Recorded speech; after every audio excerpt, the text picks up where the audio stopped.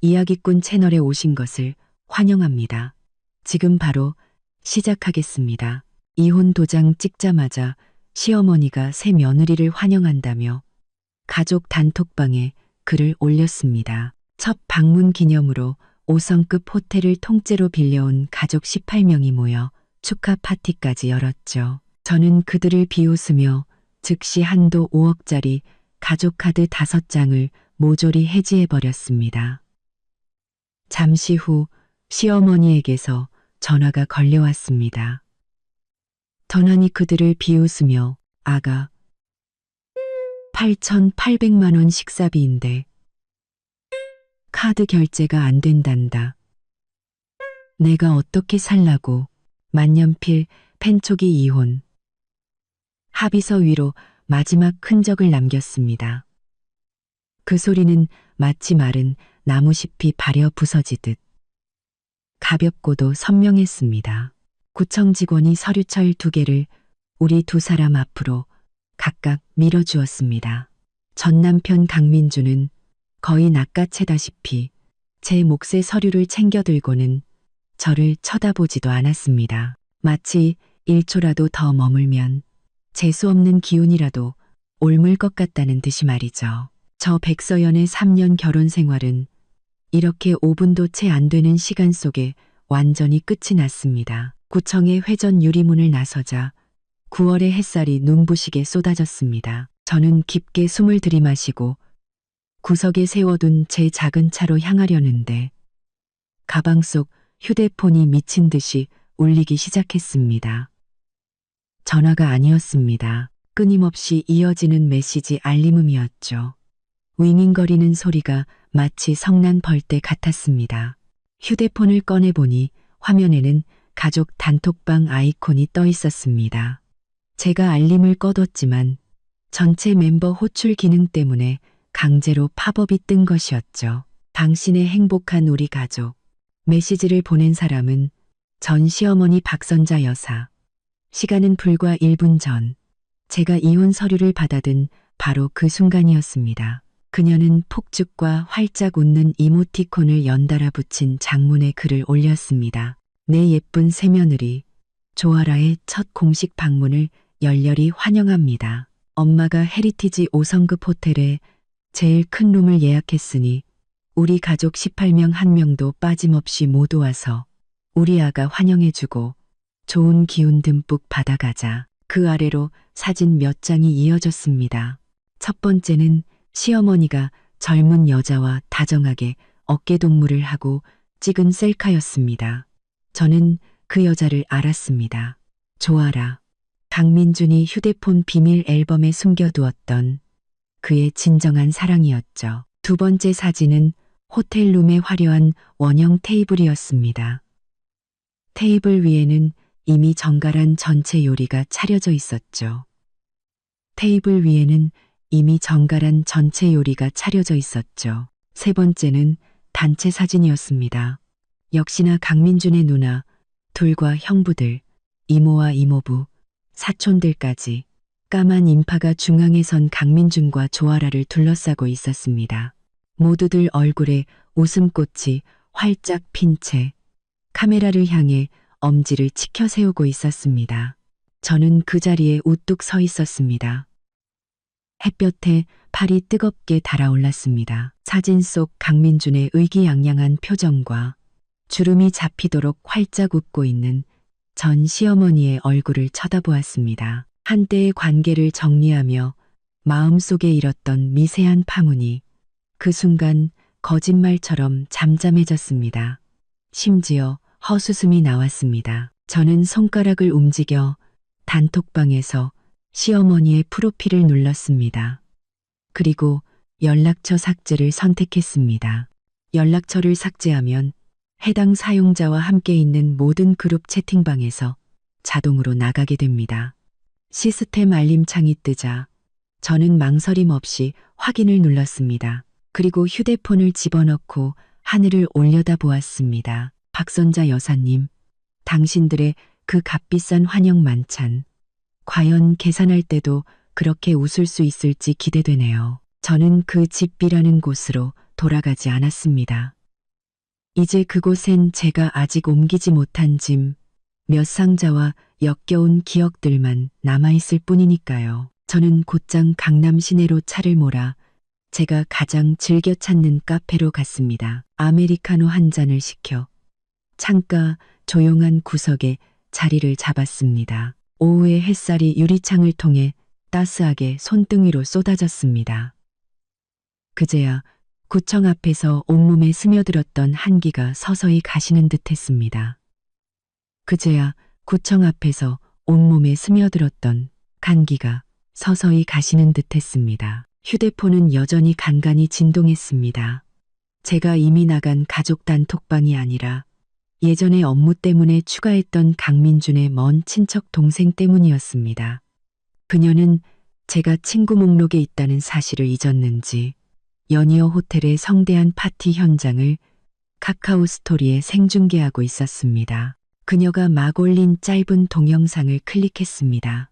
화면에는 거대한 크리스탈 샹들리에 정교하게 플레이팅된 랍스터와 전복, 그리고 원형 테이블에 둘러앉아 희희낙낙하는 남녀들이 스쳐 지나갔습니다. 전 시어머니 박선자 여사의 유난히 높고 카랑카랑한 목소리가 들려왔습니다.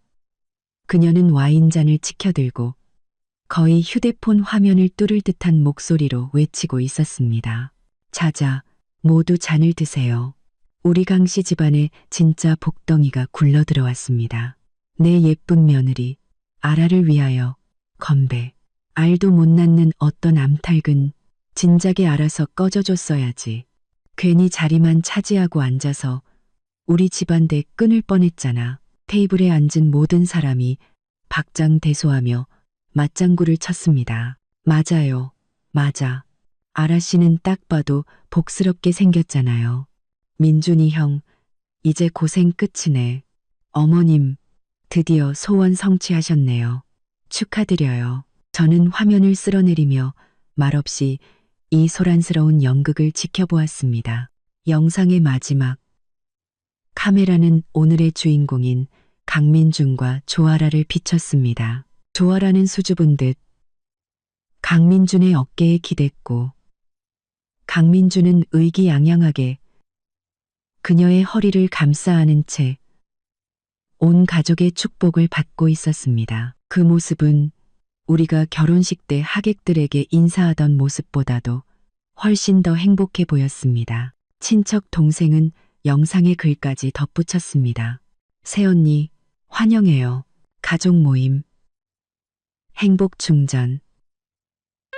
어떤 사람은 드디어 과거형. 만세. 저는 커피를 한 모금 마셨습니다. 씁쓸한 맛이 혀끝에 퍼졌지만 오히려 정신은 더 맑아졌습니다. 박선자 여사님, 여전히 그렇게 참을성이 없으시군요. 새며느리를 들였다고 온 세상에 광고하지 못해 안달이 나셨네요. 그렇게 제게 뺨을 내어주고 싶으셨나요? 저는 컵을 내려놓고 가방에서 거의 쓰지 않던 다른 휴대폰을 꺼내 전원을 켰습니다. 이 휴대폰에는 은행과 금융앱 몇 개만 깔려 있었습니다. 익숙하게 비밀번호를 입력하고 모바일 뱅킹에 로그인했습니다. 화면은 단순했습니다.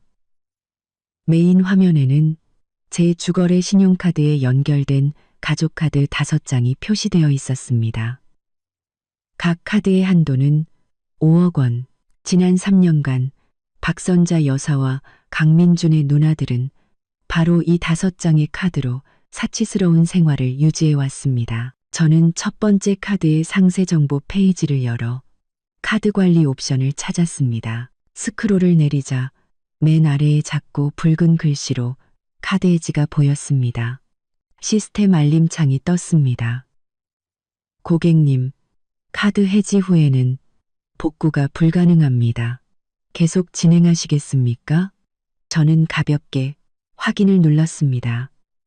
한치의 망설임도 없이 같은 방법으로 2번째, 3번째, 그리고 5번째 카드까지 해지 신청이 완료되었습니다. 24시간 내에 처리될 예정입니다. 라는 안내 문구가 뜰 때까지 반복했습니다. 모든 과정은 2분도 채 걸리지 않았습니다. 모든 것을 마친 후 저는 이 휴대폰의 전원을 끄고 다시 가방 가장 깊숙한 곳에 넣었습니다. 그리고 평소에 쓰던 휴대폰을 집어들었습니다. 그 친척 동생은 지치지도 않는지 계속해서 사진을 올리고 있었습니다. 가장 최근 사진은 조아라가 값비싸 보이는 보석 상자를 들고 입이 귀에 걸리도록 웃고 있는 모습이었습니다. 박선자 여사가 옆에서 사진 설명을 달았죠. 우리 착한 며느리에게 주는 선물. 앞으로 우리 둘이 같이 쇼핑 다니자. 저는 피식 웃으며 이 친척 동생의 카카오 스토리를 보지 않기로 설정했습니다. 창밖에 차량 행렬이 늘어나기 시작했습니다. 저녁 시간이 다가오고 있었습니다. 헤리티지 호텔은 여기서 멀지 않습니다. 그들의 가족 단합 만찬은 지금쯤 몇 번째 요리가 나왔을까요? 아마 분위기가 최고조에 달했을 때겠죠. 저는 종업원을 불러 작은 치즈케이크를 하나 더 주문했습니다. 서두를 것 없습니다. 좋은 연극은 주인공이 무대에 오를 충분한 시간을 줘야 하는 법이니까요. 저는 먼저 디저트를 먹으며 천천히 기다리기로 했습니다. 치즈케이크를 다 먹어갈 무렵 제 휴대폰이 울렸습니다. 화면에는 박선자 여사님이라는 세 글자가 다급한 벨소리와 함께 번쩍이고 있었습니다. 체기대를 MT 케이크를 다 먹어갈 무렵 받지 않으면 절대 끊지 않겠다는 기세였습니다. 저는 벨소리가 10번 넘게 울리도록 내버려 두다가 태연하게 통화 버튼을 눌러 귀에 가져다 댔습니다. 먼저 말을 꺼내지는 않았습니다. 전화기 너머로 박선자 여사의 날카로우면서도 당황한 기색이 역력한 목소리가 터져나왔습니다. 배경은 시끄러웠고 아이의 울음소리와 다른 사람들의 언쟁 소리도 들리는 듯했습니다. 백서연, 너 어디야? 당장 이리로 넘어와. 저는 평온한 목소리로 물었습니다. 무슨 일이시죠? 박선자 여사는 제 평온함에 잠시 할 말을 잃은 듯 더욱 날카롭게 소리쳤습니다. 무슨 일? 네가 지금 나한테 무슨 일이냐고 물어. 계산해야지. 헤리티지 호텔. 당장 와서 계산하라고. 우리 이제 다 먹고 가려는데 이게 무슨 망신이야. 저는 가볍게 하고는 말했습니다. 어머님 가족이 식사하셨는데 왜 제가 계산을 해야 하죠? 박선자 여사는 길길이 날뛰었습니다. 너 시치미 떼지 마. 내 카드가 안 긁히잖아. 뭐가 잘못된 게 틀림없어. 내 명의로 된 메인 카드는 문제 없지? 빨리 와서 계산해. 여기서 더 망신당하기 싫으니까. 지금 종업원이랑 지배인이 다 쳐다보고 있단 말이야. 저는 저쪽 상황이 눈에 선했습니다. 박선자 여사는 분명 한 손으로 수화기를 막고 다른 한 손으로는 매서운 눈초리로 쳐다보는 호텔 지배인에게 억지 미소를 짓고 있겠죠. 이마에는 식은땀이 송골송골 맺혔을 겁니다. 평생 체면을 목숨처럼 여기던 사람이 온 가족 18명, 특히 막 문턱을 넘어온 애지중지, 새며느리 앞에서 밥값을 못 내 쩔쩔매고 있다니 그건 그녀에게 죽기보다 더한 고통일 겁니다. 저는 일부러 몇 초간 침묵하며 저쪽에서 점점 더 초조해지는 숨소리를 들었습니다. 그리고는 나지막하지만 모든 글자가 명확히 전달될 수 있도록 천천히 입을 열었습니다. 어머님 카드가 안 긁히는 게 당연하죠. 박선자 여사가 되물었습니다. 무슨 소리야? 제가 1시간 전에 어머님께서 새 며느리를 둘러싸고 축배를 들고 계실 바로 그 시간에 가족 카드 5장을 전부 해지했거든요. 전화기 너머가 순간 조용해졌습니다. 배경의 소음마저 음소거 버튼을 누른 것처럼 멎었습니다. 몇 초가 흐른 뒤에야 마치 목이 졸린 듯한 박선자 여사의 목소리가 들려왔습니다. 너 해지했다고? 네가 무슨 자격으로 해지를 해? 그건 우리 강씨 집안 돈이야. 저는 냉소했습니다.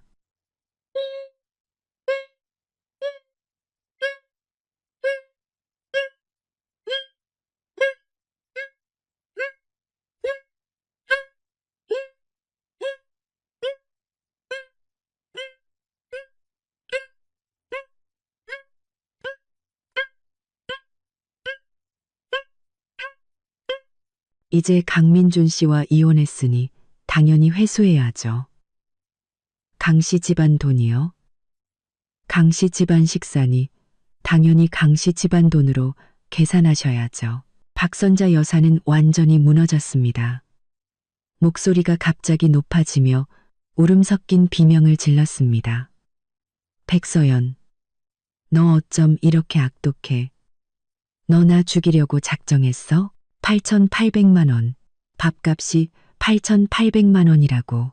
내가 지금 이 돈을 어디서 구해? 내 이 늙은 얼굴을 어디다 두라고. 너 빨리 안 와? 안 오면 나 오늘 여기서 죽어버릴 거야. 저는 그녀의 히스테릭한 협박을 들으며 마음속에 어떤 파문도 일지 않았습니다. 지난 3년간 그녀는 비슷한 수법으로 저를 수없이 굴복시켰고 매번 성공했죠. 하지만 이번은 달랐습니다. 박 여사님, 당신의 체면은 제가 세워드린 적이 없으니 제가 책임질 필요도 없습니다. 8,800만 원의 식사비는 당신들이 드신 것이니 당연히 당신들이 지불해야죠. 그리고 죽고 사는 문제는 제 목소리는 차갑게 변했습니다. 그건 당신의 일이지 저와는 아무 상관없습니다. 저는 이미 식어버린 커피를 들어 천천히 마셨습니다. 창밖은 화려한 네온 사인으로 빛나기 시작했습니다. 도시의 밤은 이제 막 시작되고 있었습니다. 박선자 여사의 전화를 끊자 세상이 5분도 채 조용해지지 않았는데 제 휴대폰이 다시 윙윙거리기 시작했습니다. 이번엔 카카오톡이었습니다. 메시지를 보낸 사람은 바로 그 중개 전문 친척 동생이었습니다. 그녀는 충격받은 이모티콘을 연달아 보내더니 메시지를 쏟아냈습니다. 대박, 서연 언니, 무슨 일인지 알아요? 호텔 지배인이 포스기 들고 왔는데 큰어머니 카드가 계속 승인 거절되는 거예요. 그래서 고모 카드, 민준이 형 큰 누나 카드, 작은 누나 카드까지 온 가족 카드 다 돌려봤는데 전부 사용 불가래요. 지배인 얼굴 완전 썩었어요. 세상에 큰어머니 얼굴이 빨개졌다가 하얘졌다가 파래졌다가 카멜레온인 줄 알았어요. 그러다 언니한테 전화하더니 몇 마디 못하고 악 소리 지르면서 거의 기절할 뻔했어요. 새언니 조아라가 옆에서 부축하는데 그 여자 얼굴도 엉망진창이에요. 제일 웃긴 건 지배인이 이 룸은 최저 이용 금액이 정해져 있어서 제일 비싼 요리랑 술만 시키는 바람에 할인해도 8,800만 원이래요. 한 푼도 깎아줄 수 없다고. 지금 큰어머니는 의자에 주저앉아서 끙끙 앓고 있고 민준이 형은 여기저기 전화해서 돈 빌리고 있어요. 온 친척들 다 서로 눈치만 보고 아무도 말 안 해요. 아까 건배할 때 그 열기는 다 어디 갔는지. 진짜 웃겨 죽겠어요. 저는 화면에 계속해서 뜨는 글자들을 보며 그 아수라장이 된 현장을 상상했습니다. 체면을 목숨처럼 여기는 박선자 여사에게 오늘 이 사건은 그야말로 얼굴을 땅바닥에 갈아버리는 격이었을 겁니다. 저는 간단하게 알았어 라고 답장했습니다. 친척 동생은 바로 언니가 한 거죠. 라며 윙크하는 이모티콘을 보냈습니다. 저는 직접 대답하는 대신 구경만 해, 말 많이 하지 말고 라고만 보냈습니다.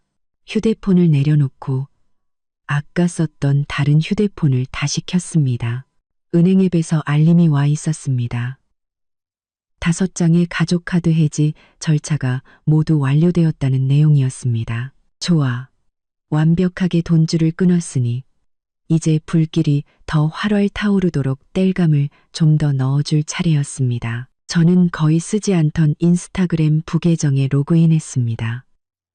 몇 년 전 그냥 만들어둔 계정이라 팔로워도 거의 없었죠.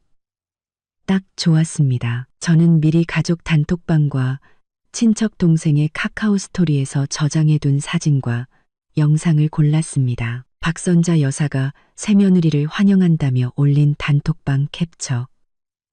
호텔룸의 호화로운 전경. 랍스터와 전복이 가득한 테이블. 클로즈업. 18명의 가족이 축배를 두는 단체 사진. 그리고 조아라가 보석 상자를 자랑하는 사진까지. 저는 간단하게 글을 편집했습니다. 개인적인 감정은 최대한 배제하고 담담한 어조로 사실만을 나열했습니다. 오늘부로 공식적인 싱글이 되었습니다. 이혼 서류를 받자마자 전 시어머니께서는 가족 단톡방에 새며느리의 첫 방문을 환영하는 글을 올리셨고 5성급 호텔에서 18명의 가족과 함께 축하 파티를 여셨네요. 3년간 오직 가정을 위해 헌신한 결과가 이렇게나 가차없는 모욕이라니. 제 가족 카드로 호화로운 생활을 유지하던 그분들이 이미 제 후임자를 정해두었다는 사실을 이제야 알았습니다. 그렇다면 앞으로의 모든 비용은 각자 알아서 해결하시길 행운을 빕니다. 그리고는 지역의 몇몇 가십 폭로 계정과 연예 유튜버들을 태그했습니다. 모든 것을 마치고 저는 계정에서 로그아웃한 뒤 휴대폰 전원을 껐습니다. 인터넷의 속도는 상상을 초월한다는 것을 잘 알고 있었습니다. 재벌가의 불륜, 고부 갈등, 돈 문제가 뒤섞인 이 현실판 막장 드라마는 금세 사람들의 안주거리가 될 것입니다. 박선자 여사는 체면을 가장 중시한다고요? 강민주는 성공한 사업가 이미지를 지키고 싶어 한다고요? 저는 그들의 가장 추악한 민낯을 모든 사람 앞에 찢어발겨 보여줄 작정입니다. 저는 카페에서 계산을 하고 나와 결혼 전에 사두었던 작은 오피스텔로 차를 몰았습니다.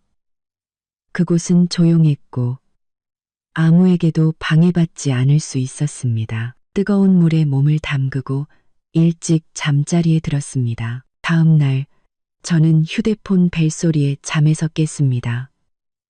창밖은 이미 환했고 햇살이 눈부셨습니다.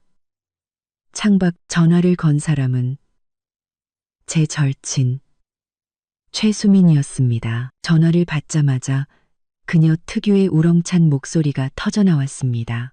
내 사랑 서연아, 괜찮아? 세상에, 인스타그램 난리 났어. 내 부계정에 올린 거 진짜야? 박선자, 그 마귀 할멈이 진짜 이혼 도장 찍자마자 그런 짓을 했다고? 저는 잠이 덜 깬 목소리로 응, 진짜야 라고 대답했습니다. 수민이는 곧바로 욕을 퍼부었습니다. 미친, 진짜 그 집안 인간들 다 쓰레기네. 잘 헤어졌어. 진짜 너무너무 잘 헤어졌어. 기다려. 내가 맛있는 거 사서 지금 바로 갈게. 이럴 땐 친구가 옆에 있어줘야지. 수민이의 전화를 끊고 보니 휴대폰에 수십 통의 부재중 전화가 와 있었습니다. 대부분 모르는 번호였는데 아마 강민준이나 그의 친척들이 번호를 바꿔가며 전화한 것이겠죠. 문자도 수십 통화 있었습니다. 강민준이 보낸 것이었는데 처음에는 백서연, 무슨 짓이야. 당장 엄마 경찰서에서 빼내. 라며 윽박지르다가 나중에는 무슨 일이든 좋게 얘기하자.